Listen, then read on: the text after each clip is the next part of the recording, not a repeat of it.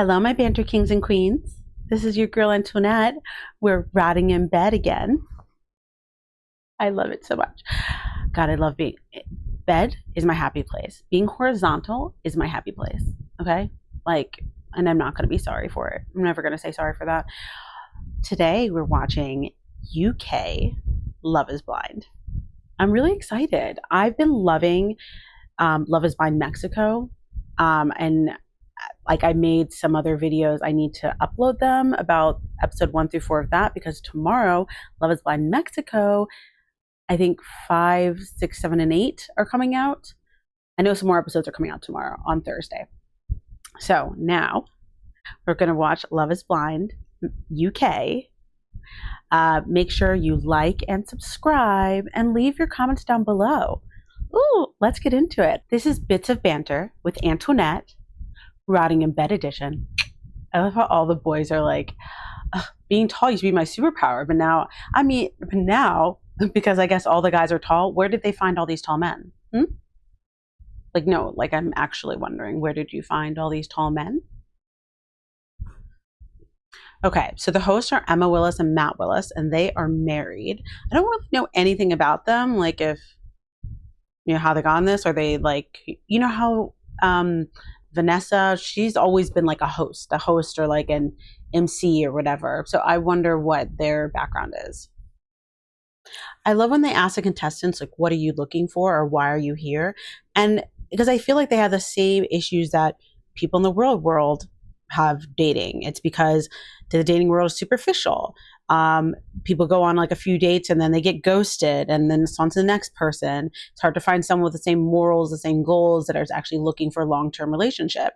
So literally these contestants said the same thing. I'm going to kind of go through everybody from we're going to go over episode 1. I think I'm going to go over things as people are as a couple. So let's go over Catherine, Ollie, and Demi, because we have a little bit of a love triangle here. So Ollie and Catherine go on a date in the beginning, and they're just they seem kind of cute. They're Catherine's like kicking her legs and stuff. I don't know. I can tell even just by their voices, they have like a sexual chemistry. And even Ollie says that later, how Catherine gives off like a sexual vibe. So Ollie is 32. He's in software sales, and he says he normally dates with his eyes, which I'm like, okay, so superficial. He normally goes for hot girls or whatever, or what his ever version of hot is. But now he's where he wants to be, and he's looking for someone to settle down with. So that's why he's in this experiment. He wants something different. Demi is 30. She is safeguarding and attendance manager, which I don't know what that means. And she feels like dating normally is like very short term, and she's looking for something long term. She also feels like physical attraction is important, but it's not the most important. She does seem to have some insecurity about her weight. And I only say that she didn't say that straight out, but this is what I got from what she said. She talked about how, sometimes she can be like 2 stones heavier, and then a few months later, 2 stones lighter, which I get. I don't know what I think stones is like a couple pounds, or like 10 pounds or something. I don't know. But she's like, even though she can be heavier or lighter, she's still her. And she's looking for love in a fairy tale. So I do feel like there's a part of this where she knows that her weight has been a concern before, or she feels like that might be what is in the middle of her from getting the guys that maybe she wants. And Catherine is 29, and she's a dental nurse. She said that she's brought in a lot of rotten men home, and guys really only want sex from her. And she's looking for something different. She's more than just her looks. And normally what they see is just like a sexy girl who's fit, and they just want sex. I think a lot of girls can relate to that. And I think a lot of girls can relate to Demi's situation. I think, is interesting, because there's 2 sides of that coin. Which I think as a woman, this is something, no matter if you're very fit, very outgoing, very, slim, not as slim, in general, obviously in the UK and also in the US, that's a problem that we all have, is that there are more men that are just wanting to get you in bed than there are men that are trying to get to know you and trying to find somebody to be in a relationship with. And it's tough because after a while it really starts to eat at you and your self-worth, because you're like, I'm more than just my body and your ability to have sex with me. It does seem like Ollie likes Demi a bit more. Like you see him later on talking to a guy about how Catherine gives off this sexy vibe, but Demi gives off the more like connection. And that's kind of what he's here. He's here for connection. He's here to find a relationship. But you can also tell when Demi asks him later, like, who are you liking more, et cetera, he ends up saying that he's still in between the two. So I think he's still trying to rationalize in his mind and fighting the urge to go for the sex appeal, even though he can't see Catherine, but he can still feel her sex appeal. So I think he's still having a hard time with that. And they talk about, on Ollie and Demi's date, they talk about how she plays football and so does he, and he like boxes and she also boxes, and she tells him like a lot of times that gets her in trouble. The fact that she plays football and she boxes, it tends to get her put into the friend zone. And so she's kind of like a girl's guy in a way. And that tends to be like she has a lot of guy friends and none of them want to date her. Like that's what I'm getting from that. And it just was kind of cute. I feel like they had a really cute banter. They were really flirty, but in a way she was like, oh yeah, I'm the best basketball arcade player. And he was like, that's rich. Like I'm sitting here. So I feel like they were cute, and I want Ollie to pick Demi. I do. I feel like there's something there. But what I'm also concerned about though is, like you said, he tends to date with his eyes. Demi, and don't get me wrong, Demi is an attractive girl. She's beautiful. She's not heavy, but she's not like tight and fit like Catherine. So I just don't know how that's going to go. And I hope that he can still see her and still appreciate her body. Then we also have Freddie and Catherine. Freddie, he's 32, and he's a funeral director. He's cute. And we all, from the teaser, we all heard his, oh, chill, I'm not going to embalm you joke, which is very cheeky. He says he has a lot of love to give someone. He's very caring. He's very an affectionate person. And he is surrounded by death all day, which scares a lot of people, which also limits his dating pool. So that's one of the reasons why he says he's here. Because I think that's a good question, because I was like, this guy is so good looking. Like, I wouldn't think he would have a problem, but supposedly he does. But also, a lot of these women are good looking and they have issues finding people. So it's just the dating pool for everyone is kind of hard. One of the first dates we see is with Freddie and Catherine, who's 29 and who is a dental nurse.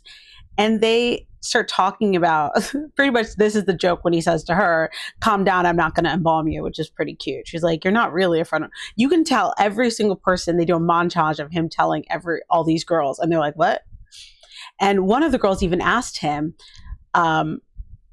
so like when you see dead people, you're completely fine with it. And he said, yeah, like I just think of it as this is somebody's loved one and I'm just taking care of them. And that was honestly adorable. Adorable. So sweet.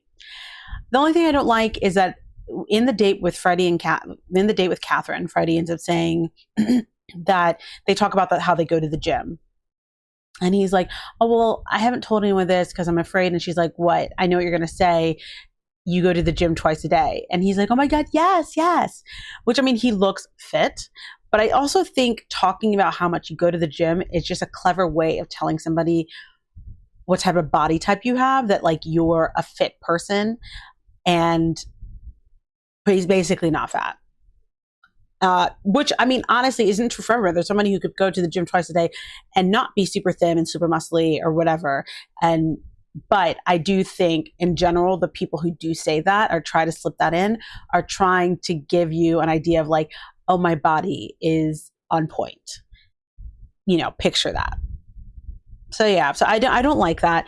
But Freddie also brought up that he has a brother that has Down syndrome. And Catherine says she teaches kids with Down syndrome to swim. So already this seems like a cute little match right there. Freddie really only has like a really they showed him dating Nicole, but I feel like they really dug in with him and Catherine. And they seem to have a good mix. I do think Catherine talks about with Freddie how there is a bit more of a, like they come from the same place. She can kind of, like, basically in some ways they come from the same place, so they have more in common. But I think she's having the same issues that Ollie's having. She is very much attracted to Ollie's riz, or like Ollie's sexy voice. So she's between Freddie and Ollie. So we have Sam. Sam likes Nicole and Jasmine, but we're going to go over Sam first. Sam is 31. He's a product designer manager, and he never liked what he saw. That's what he says. And he has had work done. He's had a nose job, which is not that big of a deal, but he really works. A lot of what he says, he really works on his appearance. And he feels like once he knew he was going to be on Love Is Blind, got a new skincare routine. He started, I don't know, working out more, he just started really working on himself so that he could, I guess, bring his best foot forward. And he just felt like there's a part of him, he also got off the dating apps. So I don't know, you can tell he really wants something. He wants somebody. There's something that feels a little off to me about him, like he's trying too hard. You can tell he's very insecure. He talks about how he wants kids, he wants a friend, he wants a partner, someone he can be a big kid with, dance naked and sing in the shower. I was like, okay, I don't know about that. He goes on a date with Jasmine. And Jasmine is somebody, let me find the note. Jasmine is 29. She's a mental health nurse. And the last relationship she was in didn't end well. Pretty much she was single for 3 years after it. He cheated on her and had a child with somebody else.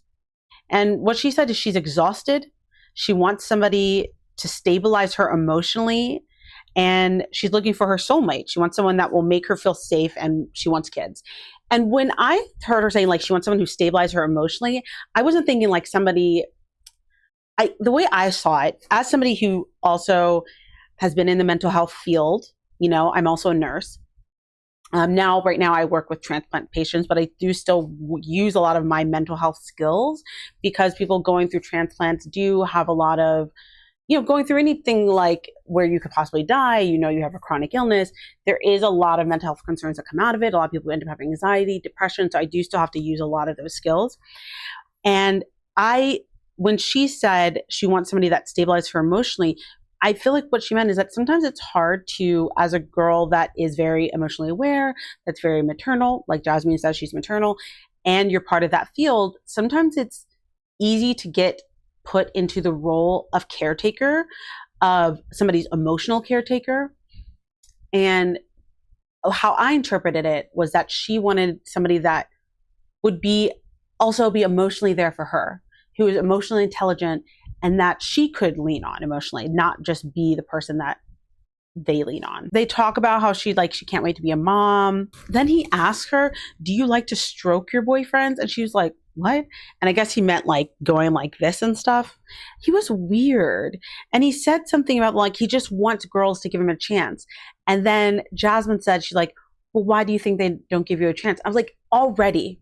And this is a great question. I do think other people would think to ask it, but the way she asked it, I didn't know at this point that she was in the mental health field, but there's something that made me think that she was with the way that she asked that question. Because she left it very open, non-judgmental. She was like, oh, well, why do you think that? And he said he thinks it's because of his appearance. And she said, do you think you give off like F-boy energy? And he said, no, I think it's not something that gives off, maybe that they're intimidated. And I don't know what that's about, but there's a part of me that makes me think that maybe he wants them to feel intimidated, but I don't think girls are intimidated by him. Or maybe they do approach him, but there's something about him that is off. We'll come back to him and Jasmine's date. He goes on a date then with Nicole. And in this, he also gets a little bit weird. He says to her, he's quite a smooth talker, which I'm like, he keeps bringing up random compliments for himself. And I think that's part of why I'm like, I don't know. Yeah. And then he asked her if she trained, and she said, yeah, I work out. And he's like, oh, okay, we'll train together. And I'm like, I don't know what the difference is. Like, I don't know if training means like as a personal trainer or something like that. And then he says, he gives himself another compliment saying, if you saw me, I think you might be impressed. Like, I don't know. What is that? Like, it's very much giving insecurity, and he needs to give the compliment to feel secure because he needs to hear those validations. And Nicole just didn't seem like she was really into it, honestly. Nicole asked a really deep question. She said, if you're 90 and you're looking back at your life, what does that life look like to you? I was like, honestly, I need to ask my fiance later about that. Like, I need to ask myself that question. And Sam's answer was, if I could put it into a book, it would be one of the best books someone could ever read, because the chapters would include the most beautiful love story, which is sweet. But to this, Nicole clocks it, that there's something performative about that answer. And she says, that's really sweet, but there's something that scares me about that, because it's like you're trying to say all the right things. And Sam, honestly, like in his face, he looks visibly concerned by what she says. Like her being like, there's something scary about that. He looked upset immediately. And I just feel like he cannot take rejection well. Like, this is the sense I'm getting from Sam. We're going to come back to Nicole, but because I talked about her, Nicole's 29. She's a head of brand and marketing, and she's been married before, and she's ready to give love a second chance. And I'm loving these ages. Honestly, I'm loving these ages. So let's get back to Sam and Jasmine. They go on another date. And Jasmine brings up that, he was saying he's excited to see her. And she's like, honestly, last time I was a little bit weary. Like, you left me a little bit weary. And he's like, why? And she said, because of your Instagram comment and how people perceive you. His answer to this was that he's taken pictures, like he's only one time, but he took a picture of himself, like he was feeling really good about his body. He's just been working out, so he got his abs, and he took like kind of a thirst trap. He's like, but I only did it once. He's like, but what I really meant was, like, in person, girls will be chatting me up, and maybe they'll think that I'm a great person, that maybe they'll think that I'm like just really good looking, but they won't realize that I'm a great person. And he said, looks are only skin deep. And Jasmine said, do you believe that? And he said, yeah, I do believe looks are only skin deep. And it just was interesting. I feel like there's something there that she says this later. She's like, I like him. And she likes a different guy, who we'll talk about later. But she's like, there's something about him that's telling me it's a no-go with Sam. And I want her to listen to that. There's something in her gut that's telling her there's something off with this guy. And I think Nicole also felt it. I don't think Sam is going to, if he does go forward, it's because somebody else got rejected. It's because somebody else that someone wanted got rejected. It's because he's giving off these red flags, and they're not something that you normally would think, but it's something where he's very insecure and there's something immature about him. Okay, let's talk about Benaya and Nicole's connection. Benaya is 33. He's a structural landscaper, and he's been single since 2012. So he would have been 21. His last relationship was when he was 21. It was quite serious. And he said it really broke his heart. And after that, he just didn't try again. So when they go on a date, Benaya talks about to Nicole how he's a nomad and technically homeless. And she's like, what? But he pretty much, I guess he's not homeless. He's more of like the nomad lifestyle. He freelances, and when he freelances, he house sits. So he basically just like hops from house to house based on what he's doing. And Nicole, there's something about it Nicole really likes. Nicole really likes this. She talks about how she really values conscious living. And right now, for the short term, she works in corporate America. We talked about how she's the head of branding and marketing.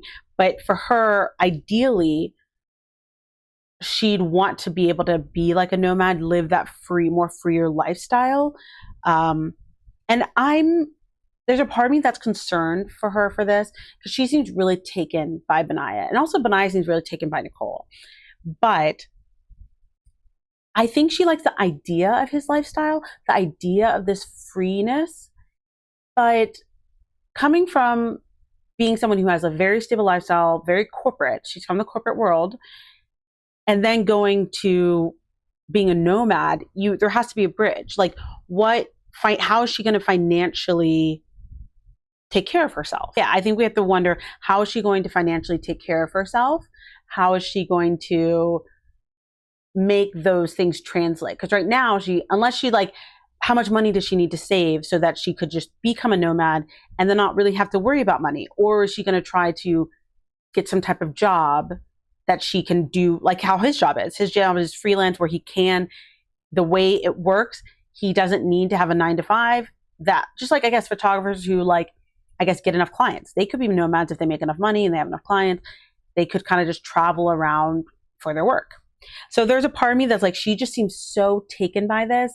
And I love that for her, but I'm also just a little bit concerned about it, because I am like, how is that actually going to work? And if you guys do get together, after this whole thing, go into the outside world, how soon can it work? Because that could be strange, the fact that he's hopping around all the time. Or would he move in with you?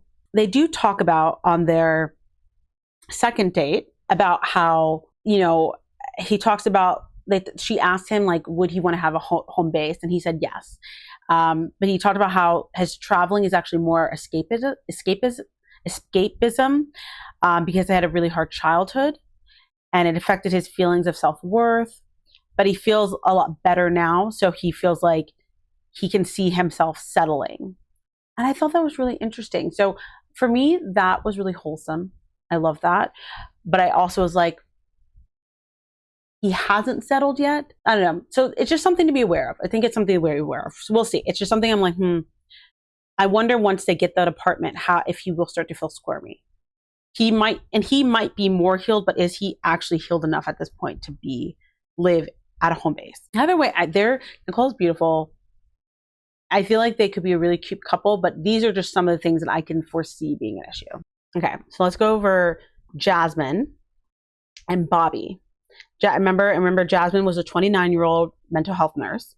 She had been on a date with Sam, which she was already kind of clocking his insecurities, and she's feeling kind of like it's a no-go for him. But Bobby's a luxury shopping guide on cruise ships, but he wants to move out of that life. And Bobby wants a partner and a friend. He's close to his family, and he comes from a single family background, single parent household. He was raised by his mom, and it seemed like Bobby and Jasmine really connected on the fact that they both are very close to their moms. And Jasmine says she wants a foundation that is 100%. She wants for the husband and wife foundation to be 100%, because when they have kids, they'll be learning from them. And they didn't show a lot of Bobby and Jasmine, but it definitely seemed like there was more of a connection between them than between Jasmine and Sam. It was kind of quick. Okay, so our last couple that they really showed, because I can't go through every single person, but the last couple that they really showed was Sabrina and Steven. Sabrina is 35. She's a director of marketing and communications. And on the surface, she says she's Miss Independent, doesn't need a man, but she's actually a hopeless romantic. And before this, she lost her Gigi, and she actually ended up crying in that interview about talking about that. Then Steven is 37. He's a CrossFit gym owner. He's actually one of 4 boys, and he went to an all-boys school, so he feels like he's very much like grew up in like a man's world, but he's very in touch with his emotions. And his parents had a very tumultuous relationship, and they split when he was 16, and that really affected him negatively. And that now makes him want to find his person that he can be in love with and be with for the rest of his life. So it's really important to have a stable relationship. He does not want to get divorced. And I guess he saw how hard it was between his parents and all the trauma. There's a lot of trauma from seeing that, it seems like. So they go on a date, and they pretty much hit it off very well. She even jokes about how CrossFit's kind of a cult, and he laughs about that. And they talk about how they're adventurous and considerate, and they talk about meditation. And it just was they do gratitude journals. It just seems they're very holistic, very in touch with their like mental and physical bodies type of thing. And they practice mindfulness. So they really, from that first date, they really seem to like each other. One cute thing was like, she talks about how she wears her Gigi's ring every day, and he wears his grandfather's ring every day. His grandfather died when he was 8. It just was like, this was something I'm like, wow, they're just like, you can tell they're connecting. And then they talk about children. And Sabrina says that she would be okay if she didn't have children. Like, she doesn't feel like she has to have them. But Steven said he really wants kids. He really wants to be a father. And so at the end of this conversation, it seemed to be a bit of a hiccup for them. And then when they have their next conversation, Steven ends up talking about how it was a hiccup for him. He was feeling really anxious about it because he really liked her, but for him, he really wants children. He really wants to be a dad, and he thinks he'd be a good dad. So Sabrina tells her side. She's like, let's re-talk about it. And she said that it's important for her, for the husband and wife to first build a very strong relationship first. And she's 35. So she feels like, in general, for her to feel like they've done that, she probably wouldn't be wanting to start having kids until she's 38 or 39. And at that point, she might not, maybe there could be complications. Maybe she wouldn't be able to bear a child herself. But due to that, she says she's open to doing surrogacy, so they could have a biological child, or she's open to adoption. And honestly, as long as she is actually okay with all those things, I felt like, wow, I loved that. I love what she said. And there's some stuff I'm about to talk about that really helped me understand a bit more why she feels so strongly about this, I think everyone should feel this way. Honestly, it makes sense that you should have a very strong relationship with your husband or your spouse, however they present, but with your spouse before having kids. If that's the type of family unit you want to have a spouse and kids. So, and then he said he's down for that. And pretty much they both looked really excited and relieved. But Sabrina then talks about how her parents got divorced when she was 13. And her dad left and wasn't around. And she said that she used to call him a lot and try to do things with him. And then she realized that he wasn't initiating.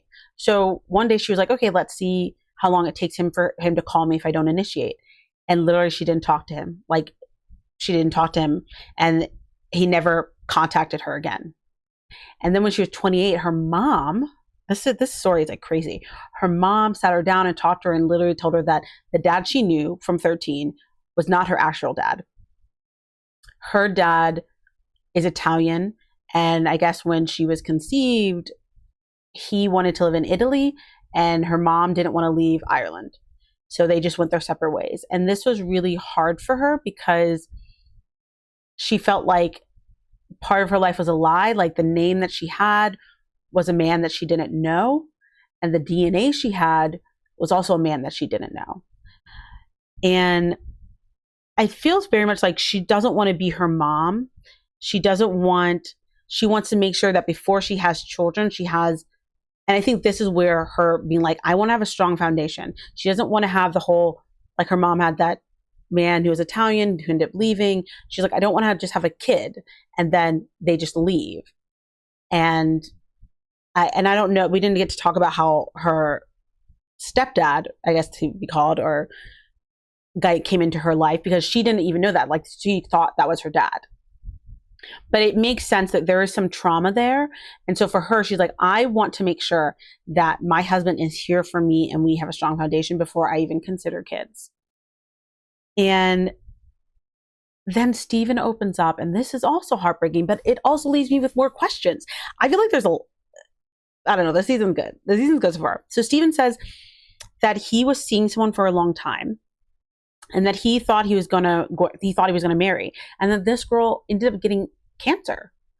And pretty much for 8 months he was by her side, but then one day she broke up with him and said hey, I can't focus on us, I need to focus on me. And he said that it was really hard, but he felt like if the deal was that she survived, but we wouldn't, like their relationship wouldn't, then he was okay with that. I'm getting like goosebumps just that him saying that, just I don't know, it gave me goosebumps. So Sabrina did ask, like, is she still alive? And he's like, yeah, I believe so. She is still alive, but he doesn't know if she's doing well or not. And that's the part that I just have more questions. I just want to know more. Like, is she like alive and thriving and she's in remission? Like her cancer's in remission? Is she dating someone else? Because did she want to put herself first and then after she got into remission, like she didn't think that you guys could get back together? And I wonder why. You know, I don't know. I'm just nosy. So like, I just want to know more. Like, is she still sick? So she still needs to focus on her and she didn't want to put you through that? I don't know. But as if I was Sabrina, this would be something that it's not a red flag. It's not a green flag.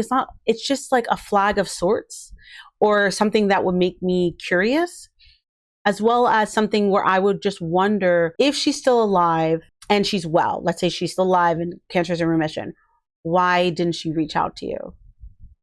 Have you actually reached out to her at all in this time? How long has it been since you guys broken up? None of these things were answered for me, and I hope at some point we get more into it. Pretty much at the end of the episode, Steven proposes, and then they leave off with a dramatic pause. So I guess in episode 2, we'll find out if Sabrina says yes, but there's something like her response to it is making it seem like she could say no. I feel like she's going to say yes. But you know how they like to play with us. But in general, those are the couples. So it's Sabrina and Steven. And Catherine and Demi are kind of fighting over Ollie, but also Catherine likes Freddie. Nicole likes Benaya. And she had a date with Sam, but I don't think that's a thing. Jasmine likes Bobby. She kind of likes Sam, but I think she's going to dump him. I think those are the main people that we've met now. Yeah, those are the main people that we've met now. And I wonder with Freddie and Freddie, we really only saw him in one date. But he was all, I don't know, through the promos and stuff. So I wonder if there's going to be more to it or not. I'm interested. I'm hooked. I'm about to start watching the second episode. So I'm going to edit this and then try to get that up. Okay, well, I love these little chats of ours. Love you. Mean it. Please like and subscribe. Bye.